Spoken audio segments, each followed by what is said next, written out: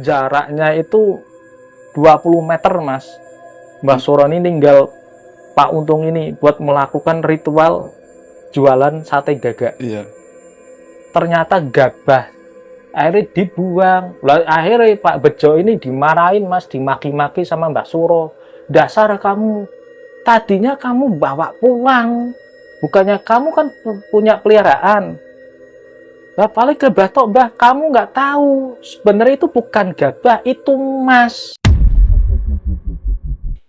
Di situ melakukan ritual lagi sambil bilang sate gagak, sate gagak, sate gagak, siapa yang mau beli silahkan datang. Itu setengah jam, Mas, cepet banget itu, dateng angin kenceng banget, Mas.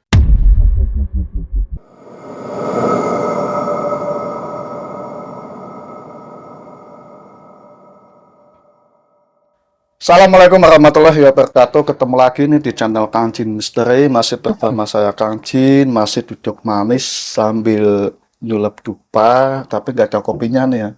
Bagi teman-teman yang nonton, siapin kopi. Dan yang kalian masih bersama pacarnya, dijaga baik-baik ya. Jangan melukan, dikemukus, baik-baik.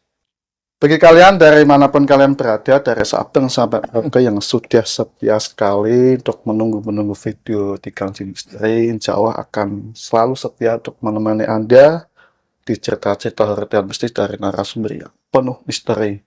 Dan kali ini Kang Jin sudah ada narasumber ini, namanya Mas Abdi yang gak asing lagi.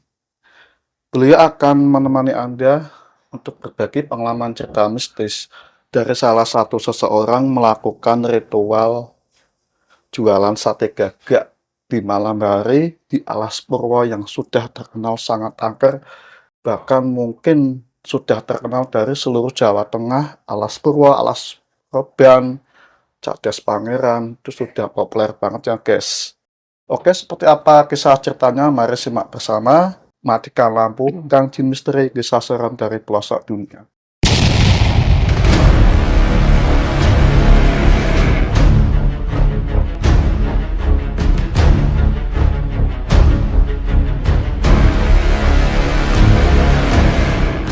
Monggo Mas Abdi cerita ini. Ya, berawal ini ketika saya dimintain tolong sama teman saya, bahkan ditambah juga dari keluarga teman saya karena ayahnya sudah meninggal. Ya, dimintain tolong ini, saya ini suruh menemani teman saya untuk akad nikah. Sedangkan teman saya ini laki-laki, dapat istri itu orang Boyolali. Perjalanan waktu, akhirnya saya ikut bermalam di situ di daerah Boyolali sambil menungguin akad nikah. Dan berjalannya waktu itu kan saya ini memang orang tipikal sukanya orang membaur ya. Aku orangnya suka membaur di warga setempat, tidak membedakan tua muda, anak kecil, baik laki-laki maupun perempuan. Dan di situ saya berkenalan dengan namanya Pak Untung. Pak Untung tuh berkisah seperti ini. Dulu dia itu bekerjanya punya usaha yaitu tanam singkong, Mas. Tanam singkong ini dia punya lahan itu luasnya 10 hektar. Ketika lagi usaha menanam singkong, dia itu ambil modal dari bank sejumlah 500 juta. Hampir 1 M, Mas. Iya, hampir setengah, ya namanya setengah M ya, hampir 1 M itu. Dan berjalannya waktu itu, pas waktu musim panen, hasilnya itu bagus, Mas. Ratusan ton singkong itu. Tapi ada tapinya. Pas waktu panen tiba, singkong ini harganya murah banget. Bahkan dari tengkulak pun gak ada yang mau beli. Nah ini kan akhirnya Pak Untung kan bingung juga, Mas. Sudah ambil modal usahanya dari bank itu 500 juta. Pas waktu panen ratusan ton, harganya murah singkongnya. Yang kedua nggak ada yang beli, nggak ada yang nawar. Bahkan dari para tengkulak pun nggak ada yang datang. Nah ini Pak Untung sama istrinya tuh bingung, Mas. Gimana caranya mengembalikan modal? Sehingga nggak laku. Iya, dari hasil 10 hektar itu, akhirnya dipikir-pikir, sampai mau makan pun rasanya kayak nggak nikmat, Mas. Kepikiran gimana bayar hutangnya. Dan akhirnya berjalannya waktu ini, Pak Untung mengalami stres berat, Mas. Dia tetap usaha, dia tetap kerja sampingan untuk gimana caranya menutupi hutang-hutangnya. Bahkan kata beliau pun, dia ngomong sama saya seperti ini, apapun tuh jalannya, walaupun itu jalan setan, saya akan tempuh. Nekat. Iya, supaya hutang saya ini cepat lunas. Dan berjalannya waktu ini, Pak Untung itu sering main ke tempat temen, ya, sambil cari-cari informasi orang pintar, entah itu dukun, entah itu seorang kiai atau apapun itu. Pernah satu, Pak Untung ini dapat informasi dari temennya, katanya di daerah Cirebon ada. Dan akhirnya nekat, Mas. Pak Untung ini punya keinginan yang kuat banget untuk datang ke Cirebon supaya dia bisa melunasi hutangnya. Yeah. Tanpa pikir panjang lagi, Pak Untung ambil hutang lagi sejumlah 50 juta. Yang pertama hutang 500 juta. Sekarang 50 ya. Sekarang ditambah 50 juta.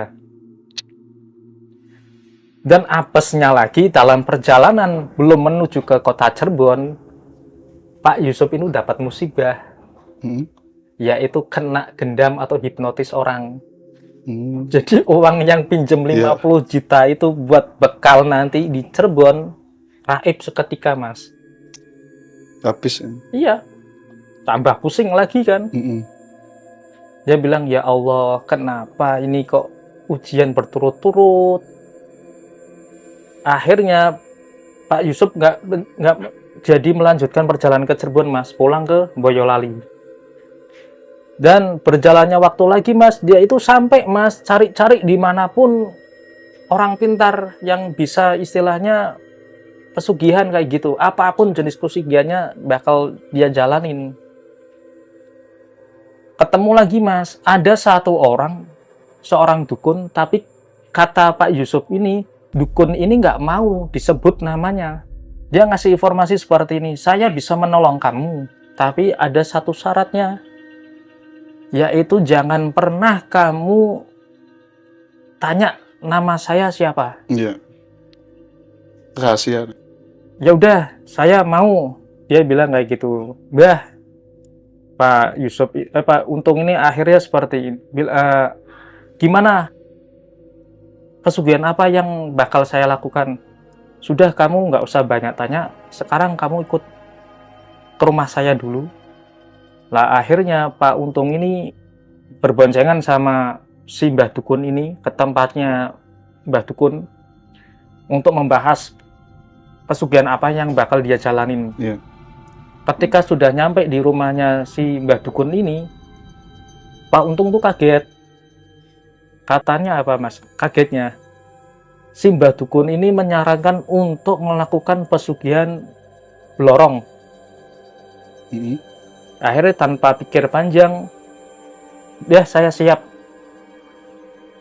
Dan singkat ceritanya ini, Pak Untung ini, Mas, Pak Untung ini boncengan lagi, Mas, naik sepeda motor. Itu orang Jawa Timur, Mas. Berboncengan sama Mbah Dukunnya, dari rumah Mbah Dukunnya itu naik sepeda motor ke Alas Purwo. Setelah masuk ke Alas Purwo itu dia berjalan kaki.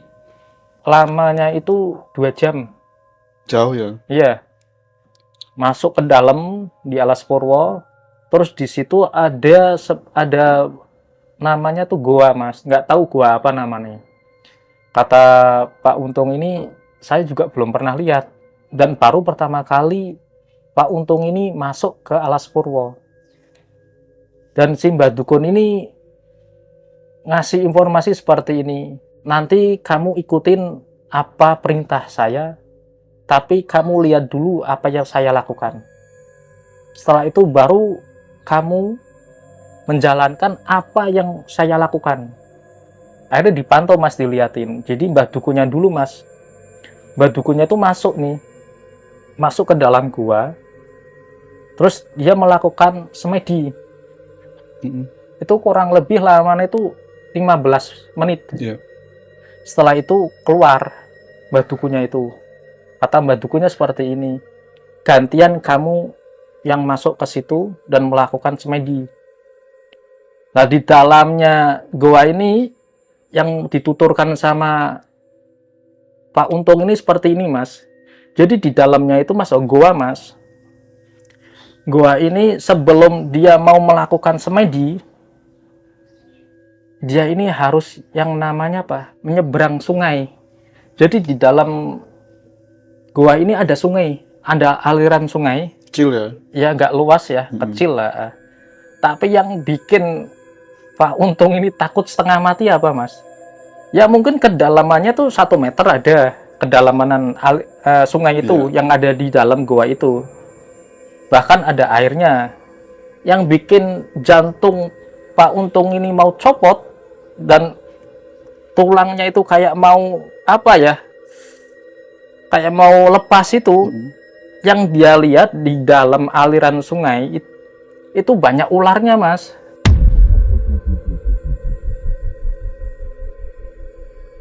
Ular nyata, bukan ular siluman, ular nyata, besar Mas. Dan itu nggak satu, banyak. Coba dibayangin. Dalam sungai itu. Malam-malam masuk ke gua. Setelah mau masuk ke gua ini harus istilahnya melakukan semedi. Iya. Tapi harus melewati aliran sungai yang nggak dalam dan nggak luas. Dalamnya itu 1 meter. Di dalam aliran sungai itu banyak ular. Full. Besar nggak umum. Dan itu nggak satu, banyak. Dia keingetan pesan apa yang diomongin sama Mbah Dukun itu. Kamu nggak usah takut. Kamu bilang aja sama ular tersebut, jangan ganggu dan jangan halangin saya. Karena saya mau ketemu dengan ratu kamu, yaitu Ratu Blorong. Ratu ular ya? Iya. Akhirnya mau nggak mau Mas, udah ditata ya, padahal udah takut setengah mati itu. Udah hampir mau balik, nggak mau nerusin, karena apa? Yang dihadapin itu ular nyata. Dari king cobra ada, dari sanca ada, dari piton ada. Campur ya? Campur. Dan anehnya ketika Pak Untung ini ngomong, jangan pernah ganggu saya, jangan pernah halangin saya, karena saya mau ketemu dengan ratu kamu, yaitu Ratu Blorong. Seolah-olah dia tahu Mas, bahasa Pak Untung ini. Dan seolah-olah ngasih jalan, ngasih petunjuk. Pak Untung akhirnya terjun ya, masuk ke aliran sungai tersebut. Itu dalamnya itu ketika Pak Untung ini masuk ke sungai tersebut, itu seperut Mas airnya. Besar ya? Iya. Dia berjalan, setiap langkah itu udah gemeter, udah takut banget, karena yang dilihat itu benar-benar ular. Setelah itu dia naik lagi. Nah, di situ ada tempat untuk melakukan semedi. Iya. Yang anehnya bentuknya seperti ini. Jadi Pak Untung ini harus melakukan semedi di tengah-tengah batu. Batu dampit namanya. Jadi di depan ini ada batu, di belakang ada batu. Jadi Pak Untung ini harus melakukan semedi di tengah-tengah batu tersebut. Dan kakinya yang menjadi syaratnya jangan pernah kaki kanan ini yang di bawah. Jadi seperti ini tuh nggak boleh. Ini kan kaki kanan di bawah kan, itu nggak boleh. Berarti kaki kanan ini harus diangkat, harus ditaruh di atas. Dan di situ juga di hadapan Pak Untung ini ada dupa. Itu panjangnya 1,5 meter dupa nih. Dupa lidi. Hiu. Iya. Itu panjangnya 1,5 meter. Itu bisa semalam suntuk itu habisnya. Lah akhirnya berjalannya waktu 1 jam nggak ada apa-apa mas. Ketika Pak Untung ini melakukan semedi, 2 jam baru terdengar suara. 2 jam itu terdengar suara itu seperti ringkikan kuda, dan semakin lama semakin mendekat, semakin lama semakin mendekat. Itu terdengar jelas suara kereta kuda datang menghampiri itu, tapi belum wujud nyata, hanya terdengar suara. Suara. Iya, ringkikan kuda, ya, langkah-langkah kuda ini ketika berlari itu kedengeran mas. Semakin malam semakin dekat kan, loh ini kok kuda nih, dari kuda datangnya dari mana? Padahal di sini tuh goa loh. Pikirannya Pak Untung tuh seperti itu. Berjalannya 3 jam mas, memasuki 3 jam itu udah nggak tahu datangnya dari mana mas. Angin besar banget. Itu kalau angin datangnya kan, kalau mau ke depan kan kelihatan. Iya. Ini enggak. Rasa ya. Dari depan nggak ada, dari samping kanan nggak ada, dari samping kiri nggak ada, dari belakang juga nggak ada. Ternyata angin itu datangnya dari atas. Dari atas ke bawah gitu. Dari atas ke bawah. Nah, Pak Untung ini merasa ketakutan banget karena terdengar suara yang kenceng banget, suara angin itu. Layaknya kayak angin puting beliung, ya, seperti itu. Dan tiba-tiba mas, dari angin tersebut, ya, dari atas itu terus ke bawah, di hadapan Pak Untung ini apa mas, kelihatan wajah perempuan cantik banget mas, cantik banget, rambutnya panjang terurai. Tapi yang bikin Pak Untung ini mau pingsan, badannya itu ular semua nih, full.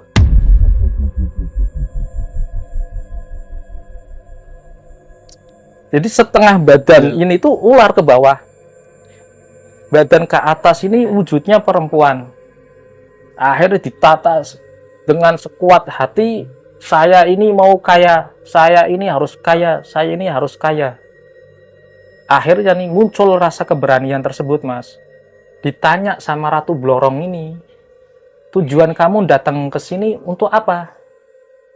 Pak Untung ini akhirnya ngomong terang-terangan, saya datang ke sini melakukan tirakat dan melakukan semedi di sini. Tujuannya saya untuk saya ini, agar saya ini kaya, agar saya ini bisa membahagiakan anak istri saya, dan saya ini juga untuk melunasi hutang-hutang saya. Dan dengan entengnya, dengan mudahnya Ratu Blorong ngomong seperti ini, gampang, asal kamu mau, karena di sini tidak ada yang gratis, ada imbalannya. Timbal balik gitu. Iya. Nah Pak Untung ini akhirnya ngomong, apa yang kamu minta? Ratu Blorong ngomong, gampang kok, mudah. Apa yang kamu minta? Aku minta istri kamu. Minta istri? Iya. Akhirnya Pak Untung ini dengan refleks, aku nggak mau kalau kamu minta istri saya, karena istri saya satu. Kalau saya kaya, buat apa saya merasakan kekayaan, menikmati kekayaan ini dengan sendiri? Sedangkan saya mau melakukan ritual pesugihan ini untuk membahagiakan istri, anak dan istri saya. Kalau kamu ambil istri saya, untuk apa? Akhirnya Ratu Blorongnya pergi mas. Karena kan nggak sepakat. Iya.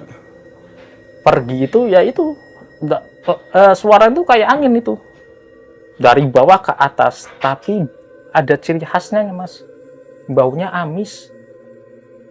Baunya amis? Baunya amis, seperti orang yang mau melahirkan. Jijik ya? Ya, kalau saya pernah tahu orang melahirkan kayak apa baunya, saya tahu karena saya menemani istri saya. Lah akhirnya mas, kan gagal ini. Pak Untung ini akhirnya keluar dari goa yang ada di Alas Purwo tersebut.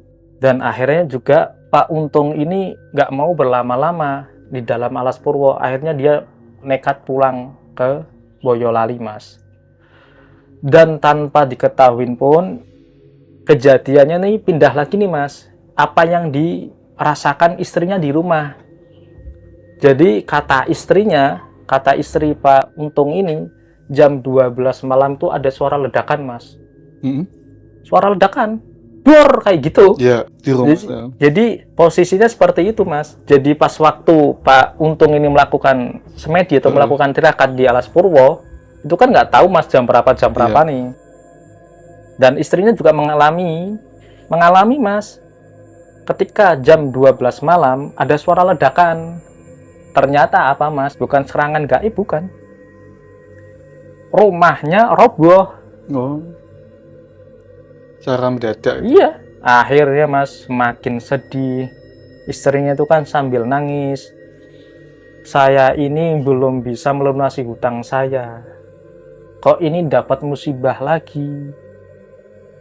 Yaitu rumah saya roboh, sedangkan saya belum pernah hidup mewah. Iya. Utangnya banyak. Ya. Lah, berjalan waktu itu kan ketika Pak Untung ini udah sampai ke rumah, kaget juga, Mas, kok melihat rumahnya roboh. Akhirnya kan diceritakan kejadian semalam yang dialami si istrinya. Dia sempat mikir, apa ini ada hubungannya dengan Ratu Blorong tersebut. Dan seminggu kemudian istri Pak Untung ini, Mas, juga pernah didatangin sama Ratu Blorong. Yang dia lihat itu pertama ekornya dulu. Istri Pak Untung ini mau pingsan, Mas, ngelihat ekor ular sebesar pohon kelapa. Coba dibayangin, coba badannya seperti apa? Ekor ular aja sebesar pohon kelapa. Gede, Mas. Iya. Terus dari atas ke bawah itu sosoknya Muncul. manusia setengah ular itu, yaitu Blorong itu. Nawarin, kamu mau kaya, gampang. Nggak usah kerja kamu, saya jamin, saya tanggung. Tapi tidak gratis, ada imbalan yang harus kamu penuhi. Apa kata si istri Pak Untung? Aku minta cucu kamu. Lah akhirnya dengan refleks istri Pak Untung ini walaupun ketakutan, dia langsung ngomong, saya nggak mau, Ratu Blorong. Kalau kamu minta cucu saya, karena saya punya cucu baru satu, masa kamu mau ambil? Dengar istri Pak Untung ini istilahnya nggak mau, Mas. Akhirnya Blorong ini pergi dengan sendirinya. Ini gagal, Mas. Pertamanya kan gagal ini. Melakukan pesugihan Blorong gagal. Jadi Pak Untungnya juga gagal, nggak mau numbalin istrinya. Sedangkan istri Pak Untung juga nggak mau kalau harus numbalin cucunya. Karena untuk apa harta tersebut? Nggak ada kebahagiaan, Mas. Ya kan? Sedangkan dia pinginnya itu tumbalnya yang lain mungkin. Karena tujuannya Pak Untung sama istrinya itu mau membahagiakan keluarga kecilnya tersebut dan untuk membayar hutang. Berjalannya waktu, Mas, Pak Untung ini orangnya ulet, tetap masih bekerja sampingan, ya, dan juga masih datang ke teman-teman nih, dari teman satu datang ke teman yang kedua sambil cari-cari informasi, Mas. Mungkin di antara teman-temannya punya informasi orang pintar, entah itu dukun, entah itu kiai, entah itu ustadz atau siapapun itu yang mempunyai ibarat kata kelebihan, ya. Lah akhirnya di antara salah satu temannya Pak Untung ini ngasih informasi bahwa dia punya kenalan namanya Mbah Suro. Singkat ceritanya, akhirnya Pak Untung ini diajakin boncengan lagi ke rumahnya Mbah Suro tersebut. Sesampai di rumah Mbah Suro, Pak Untung ini akhirnya kan cerita, Mas, mengenai permasalahan kehidupannya, bahwa dia mempunyai hutang yang sangat banyak. Bahkan sempat ya diceritain juga kena hipnotis kan. Oh, kalau kayak gitu saya bisa bantu kamu, kata Mbah Suro. Tapi kamu harus ritual. Ritual apa lagi, kata Pak Untung ini? Ritualnya mudah, tapi ada uang yang bakal kamu dapat kalau berhasil.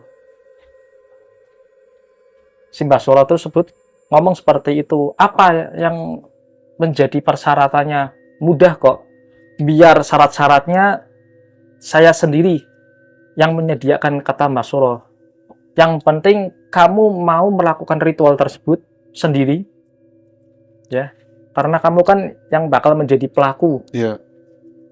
Ya sudah, kalau memang Mbah Suro yang istilahnya apa ya, yang mau menyediakan bahan-bahannya, saya mau. Akhirnya diatur Mas, waktunya itu malam Jumat Kliwon. Jadi Mbah Suro ini datang sama Pak Untung tersebut, kalau salah satu juga di Alas Purwo tersebut, Mas. Jadi Pak Untung ini disarankan untuk melakukan istilahnya itu apa ya, di aliran sungai. Ya, di aliran sungai yang mungkin konon itu tempat bermukimnya makhluk-makhluk halus, Mas. Iya. Akhirnya bahan-bahannya sudah ada, burung gagak, ya, terus tusuk sate, pisau, juga tempat apa ya namanya, pembakaran sate, termasuk sama arengnya, ya, koreknya. Udah disiapin semua nih, terus dibawa itu, Mas. Setelah nyampe di tempat tujuan, Mbah Suro ini ngomong sama Pak Untungnya seperti ini. Sekarang kamu ambil burung gagaknya. Ketika kamu ambil, kamu sembelih, tapi jangan menyebut nama Allah.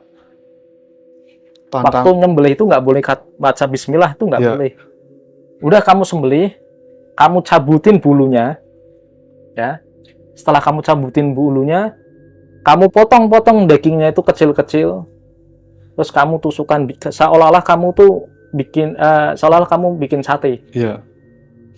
Sudah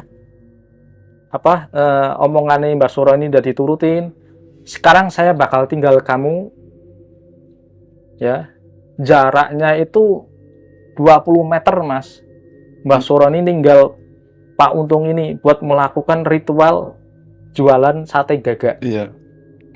Dan ada satu syarat yang harus memang wajib dipenuhi, yaitu Pak Untung ini selama melakukan jualan sate gagak ini harus bulat. Iya, nggak boleh pakai sempak atau apapun, nggak boleh. Nggak usah pakai baju lah, nggak boleh ya? Nggak boleh, bulat, Mas. Ya kelihatan gembel-gembelnya itu, gembel-gembelnya itu kelihatan. Iya. Ya sempat agak gimana kan, kayak gitu katanya Pak Untungnya, ya kan. Karena saya ingin kaya, dan karena saya ingin istilahnya cepat-cepat untuk melunasi hutang, mau nggak mau akhirnya terpaksa, Mas, ngikutin, Mas, bulat, Mas. Ya padahal itu kayak apa ya, kalau ada kata ada orang ya dia pasti malu, Mas. Iya. Ya kelihatan itunya, gondol-gondolnya itu. Lah akhirnya ritual dimulai sambil bakar kemenyan, ya. Dupa. Terus ya bakar kemenyan, Mas. Kemenyan itu kemenyan madu kalau nggak salah. Setelah bakar kemenyan madu di tempat pembakaran sate tersebut, terus apa namanya, asapnya kemenyan itu sudah apa istilahnya, tersebar, ya, udah kecium baunya. Ritual sate gagak dimulai, Mas. Itu dikipasin nih sama Pak Untung. Sate gagak. Ayo, sopo sing mau beli? Kan kayak gitu nih Pak Untung. Tapi itu rasanya tuh kayak aneh katanya, Mas. Nah, coba dibayangin jualan sate sambil bulat. Iya kan kayak gitu. Sate gagak. Siapa yang mau beli? Ayo, silahkan datang kalau mau beli. Itu setengah jam belum ada penampakan apapun. Belum ada refleks apa gitu. Belum ada penampakan apapun. Baru 1 jam, Mas. Iya. Itu terdengar langkah kaki yang berat. Tapi nggak satu langkah kaki itu, banyak, seolah-olah itu namanya Pak Untung ini kayak diputerin ini, kayak dikepung. Terus muncul Mas beberapa sosok itu Mas. Wah, wajahnya nyeremin Mas. Dari istilah kata dari kasta yang paling rendah itu ada sampai kasta yang paling tinggi itu ada. Dari jenis kayak pocong, kuntilanak, ya, suster ngesot itu ada. Komplit ya. Bahkan dari Gondoruo tuh ada Mas. Mungkin satu keluarga atau satu kampung ya. Ya itu kan wilayah ini di alas ya. Iya. Udah jadi tempatnya permukimannya makhluk-makhluk seperti itu Mas. Iya. Ya sempat gemeter itu Pak Untung ketika melihat sosok-sosok tersebut datang Mas. Tapi ada yang lucu Mas. Mungkin Allah belum berkehendak. Ketika makhluk-makhluk itu datang, itu jaraknya 2 meter Mas. Pak Untung ini udah ketakutan banget. Tulang ini rasanya kayak udah lemes nih. Mau pingsan. Nah ini mungkin Allah belum berkehendak Mas. Tiba-tiba hujan turun dengan deras banget. Hujan turun disertai kilat dan dibarengi dengan angin yang kencang banget Mas. Pas sampai ranting pohon itu untung nggak menimpa Pak Untung. Iya. Pak Untung lari kocar-kacir. Kedal-kedal. Lari sambil telanjang ya. Lari kegelapan malam di alas ya, di hutan. Telanjang. Telanjang bulat. Gagal Mas itu. Iya. Satu kali gagal. Gagal lah. Kata Mbak Suro tuh seperti ini. Ya Mbak Suro tuh apa ya istilahnya ya? Ketemu nih sama Pak Untung. Ini baru pertama kali nih. Iya. Aku istilahnya aku nolongin kamu gagal. Tapi masih telanjang ya. Masih telanjang itu. Dan baru pertama kali Iya. tengah malam keguyur hujan Mas. Iya. Katanya Mbak Suro. Kasih siapa namanya? Pak Untung ini udah kedinginan Mas, udah menggigit kedinginan. Sambil ketawa-ketawa. Ya, wes kamu pakai tuh baju kamu, celana kamu pakai. Akhirnya pulang Mas. Pulang lagi. Pulang ke rumahnya kan. Kalau Mbak Suro pulang ke rumahnya Mbak Suro, Pak Untung pulang ke rumahnya Pak Untung. Iya. Terus ditanyain sama istrinya Mas. Akhirnya diceritain Mas panjang lebarnya secara detailnya ini Pak Untung ini menceritakan kejadian waktu di alas Purwo ini menjalankan sate gagak. Istrinya itu Mas ketawa Mas. Karena lah ini melihat tingkah lucunya suaminya tersebut demi untuk bisa melunasi hutang. Iya. Seminggu kemudian melakukan ritual lagi Mas. 2 kali ya. Ya, 2 kali, tapi ini tempatnya beda, nggak di Alas Purwo, masih wilayah di daerah Boyolali. Tapi ini juga dekat dengan hutan, dengan alas yang angker kata warga setempat, dan nggak jauh dari hutan yang angker ini atau alas yang angker tersebut itu ada kali Mas, kali tempuran. Pak Untung ini melakukan lagi jualan sate gagak di wilayah tersebut, di tempat tersebut, yang dekat dengan kali tempuran. Sudah dipersiapkan semuanya Mas. Nah di situ Mbak Suran tuh nggak datang sendiri Mas, ngajak temennya. Mbak Suro ngajak temennya 2 orang, sedangkan Pak Untung ini ngajak temennya juga 2 orang. Untuk melihat ritual jualan sate gagak. Tapi ini dipantau dari kejauhan 20 meter. Jadi tetap yang melakukan ritual jualan sate gagak ini Pak Untung Mas, sendirian di tempat tersebut. Ritual dimulai lagi Mas, sambil terlot lagi, ya, sambil ngipasin sate gagaknya, sambil bilang sate gagak. Iya. Ayo siapa yang mau beli? Ayo siapa yang mau beli? Silahkan datang. Sate. 1 jam Mas, itu langsung datang Mas. 2 orang, kakek sama nenek, mungkin 1 pasang. Dia memakai baju ini baju batik ya. Kalau nggak salah ini khas keraton. Baju yang dipakai itu khas keraton. Tapi kakek sama nenek ini, makhluk gaib yang berwujud kakek sama nenek ini nggak ngomong, Mas. Dia cuma nunjuk ke arah utara. Lah akhirnya Pak Untung ini tahu. Dia ngomong, ayo ke arah ke utara, Ya. lari ke arah ke utara.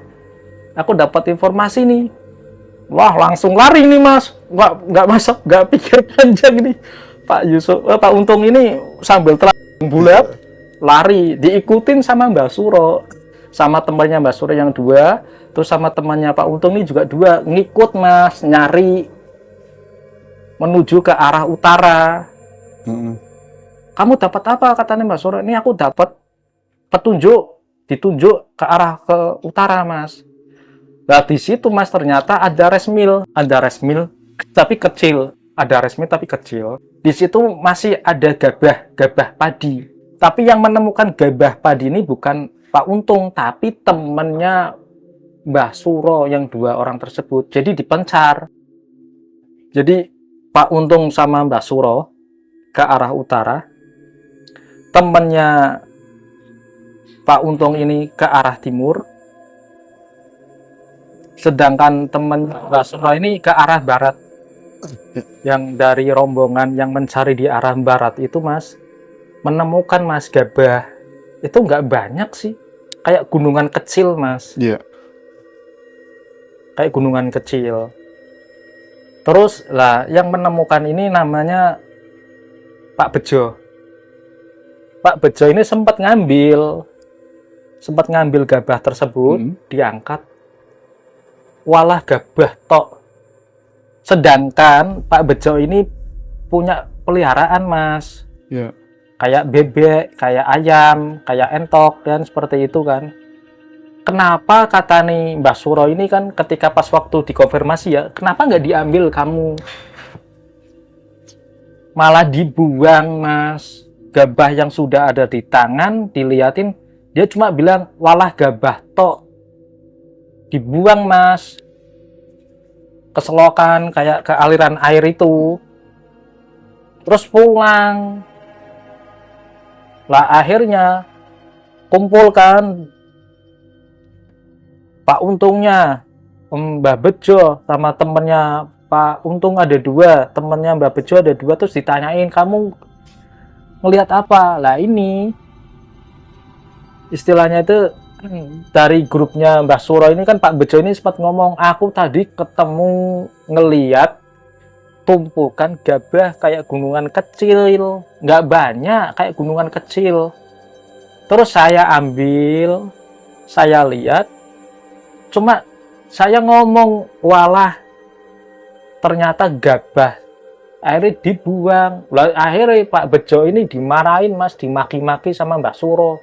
Dasar kamu, tadinya kamu bawa pulang, bukannya kamu kan punya peliharaan.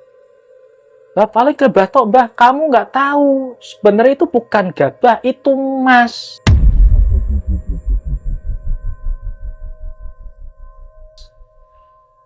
Mas. Itu emas.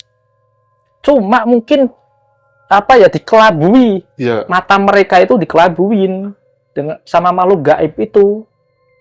Jadi seolah-olah yang dilihat Pak Bejo ini bukan emas, tapi gabah padi. Di mana gabahnya? Di situ ditunjukin. Akhirnya ke sana bareng-bareng tuh, Mas. Ternyata sudah nggak ada. Sudah hilang.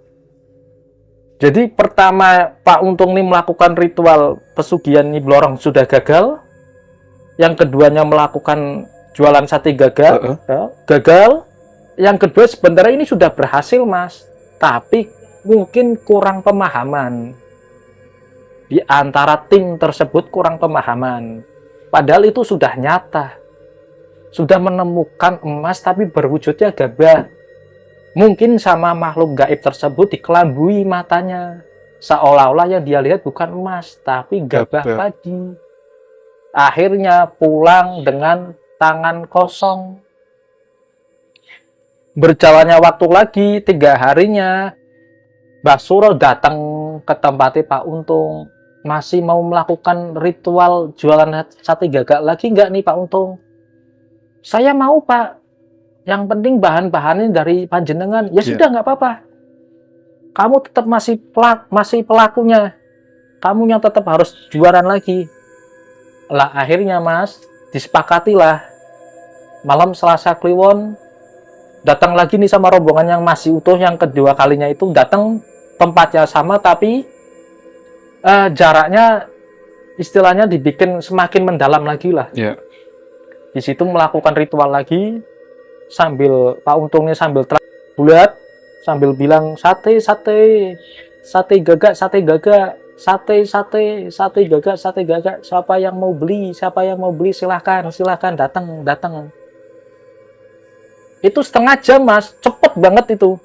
Dateng angin kenceng banget Mas.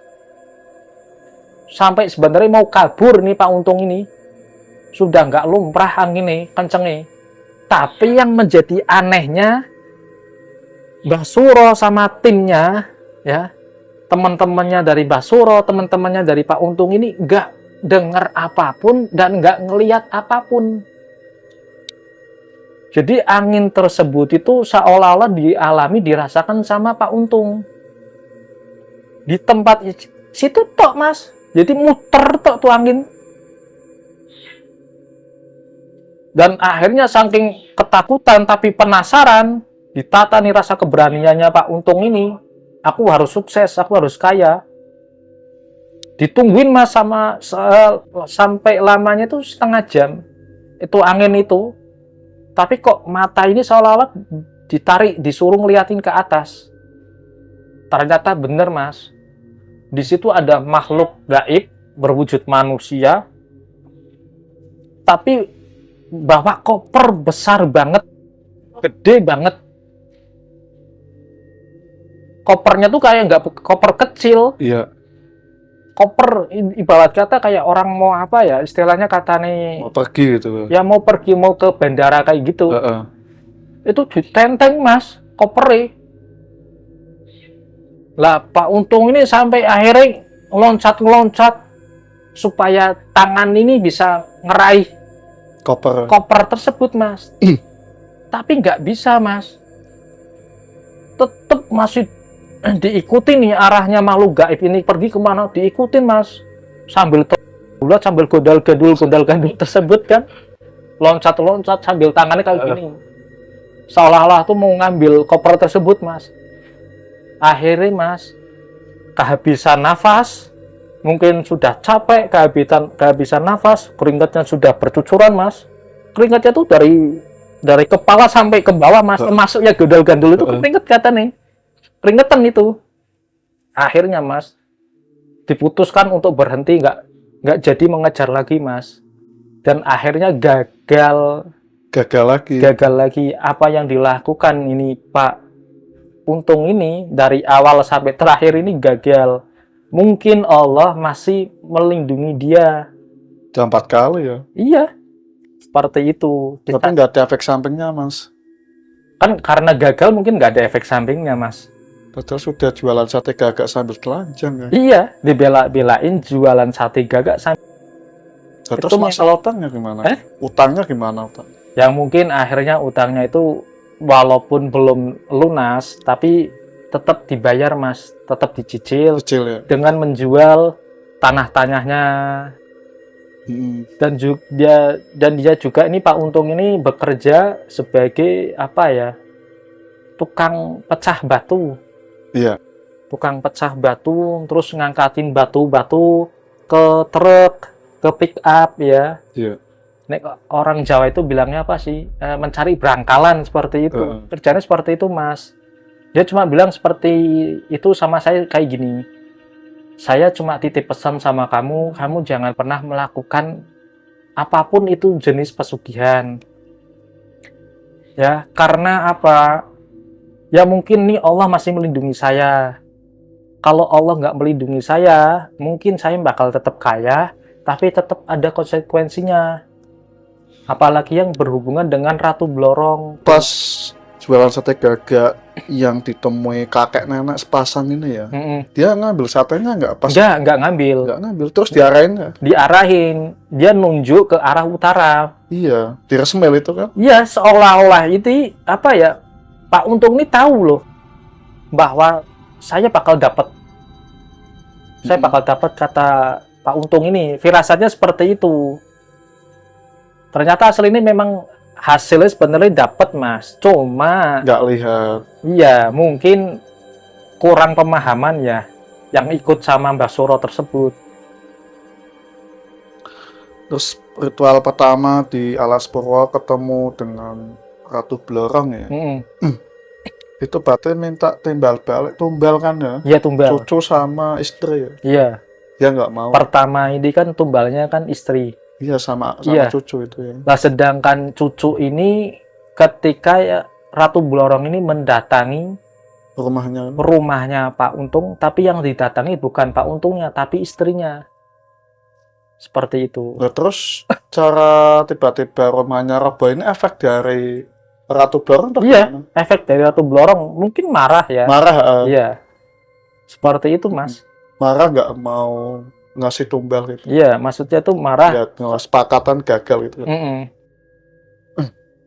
Berarti dari semua kalangan jualan sate gagak nggak ada efek samping nggak? Dan juga tanpa tumbal ya? Ya, kata nih si Mbah Suro tersebut kan, ini kan dia tidak meminta kepada makhluk, istilahnya kan dia nggak meminta ya, dia itu hanya berjualan. Iya. Dengan layaknya orang berjualan lah. Ada barang yang dijual dan harus ada uang yang harus diterima. Dan anehnya jualan sate gagak nggak ada yang makan sate. Pas waktu itu belum ada, Mas. Nggak ada ya. Belum ada. Yang pertama gagal angin besar juga disertai hujan besar. Kedua terus ditunjukin ke resmil juga lihatnya gabah, padahal itu emas ya. Emas itu sebenarnya. Yang Kata Mbak ketiga. Suro itu emas sebenarnya. Dan ternyata ketika didatengin lagi sama rombongannya Pak Untung, sama rombongannya Mbak Suro ini, sudah nggak ada mas gabahnya, Mas. Kosong ya. Kosong, bersih. Terus yang ketiga lihat tinggi besar bawa koper, dan Iya. juga nggak bisa ngeraih koper. Nggak bisa ngeraih kopernya. Dia kan datang berarti dia mau beli satenya tuh mas, tinggi besar itu kan. Udah dateng, Mas, ambil Iya. bawa koper. Berarti dia mau beli satenya mungkin Sudah, mas. ya mungkin. Tapi ini mungkin Allah ini ngasih ujiannya seperti itu, Mas. Dan Allah juga belum berkehendak. Berarti nggak ada efek sampingnya sama sekali mas ya? Waktu beliau ini ngomong sama saya, alhamdulillah nggak ada korban atau nggak ada tumbal dari keluarga dia sih. Jadi aman. Itu harganya berapa mas tuh apa namanya burung gagaknya itu? Burung gagak gimana maksudnya? Kan yang nyiapin kan itu mbahnya yang nyiapin burung gagak. Emang Pak Untungnya nggak beli gitu? Beli nggak? Pak Untung ini nggak beli. Jadi Pak Untung ini hanya diminta joki gitu. ya istilahnya seperti itu. Joki ya. Sebagai pelaku untuk melakukan jualan sate gagak tersebut. Sebenarnya Mbak Suro ini kan niatnya mau mantu, tapi dengan cara seperti itu. Berarti cuma Mbak Suro ini nyiapin semuanya dan terus si Pak Untung ini sebagai joki. Iya. Cuma joki jualan sate gagak. Iya, gitu. menjual jasa seperti itu. Ternyata semuanya gagal. Gagal. Oke guys, inilah cerita dari Mas Abdi ya. Semoga penuh manfaat dan penuh hikmah kita semua. Jadi yang namanya apapun itu pesugihan ternyata tidak ada yang baik dan tidak ada yang beruntung. Semua itu ada timbal balik. Ya Mas ya. Yeah. Yang pertama aja ini Blorong ya. Ratu Blorong ini mintanya tumbal. Terus yang keduanya dan tiga empat ini kan jualan sate gagak. Ternyata semua gagal. Allah tidak mengendaki. Jadi Pak Untung ini sebagai joki. Terus yang Mbak Suro ini sebagai menyiapin semua alat-alat untuk jualan sate gagak. Berarti nggak tahu harganya burung gagaknya Mas ya? Ya. Oke Mas Abdi, kita sudah panjang lebar bercerita apa yang diambil hikmahnya pelajaran kita ini tentang jualan sate gagak dan juga nyiblorong gitu ya. Sebenarnya kayak gini ya, pelajarannya itu kita selaku manusia tetap berikhtiar, yaitu bekerja keras. Walaupun itu apa ya istilahnya pendapatannya kecil, tapi tetap harus bersyukur lah. Itu jauh lebih nikmat, itu jauh lebih berkah walaupun penghasilan kita sedikit, yang penting kan kita bisa berkumpul dengan orang-orang yang kita cintai. Iya. Daripada kita kaya dengan jalur pesugihan, tapi kan mengorbankan orang-orang yang kita cintai. Seperti itu aja, Mas. Udah, Mas ya? Iya. Oke guys, pokoknya saksikan terus video selanjutnya di Kang Jin Misteri. Jauhi utang lah, utang ratusan juta maupun miliar. Pasti orang-orang yang nekat, bulat, dengan tujuan utang ratusan juta. Allah berkehendak lain dan kita tidak bisa untuk melunasi. Pasti pikirannya buntu untuk melakukan pesugihan. Apapun itu pesugihan itu pasti ada timbal balik dan tidak ada keberuntungan. Mudah-mudahan kita bisa diambil hikmahnya dan pelajaran kita semua. Kekuatan sebesar apapun tidak ada yang bisa melebihi kekuatan Allah Subhanahu wa taala. Apapun yang kita mintalah sama Allah Subhanahu wa taala. Dan nyampe sini saya pamit, Kang Jin Misteri Kisah Seram dari pelosok dunia.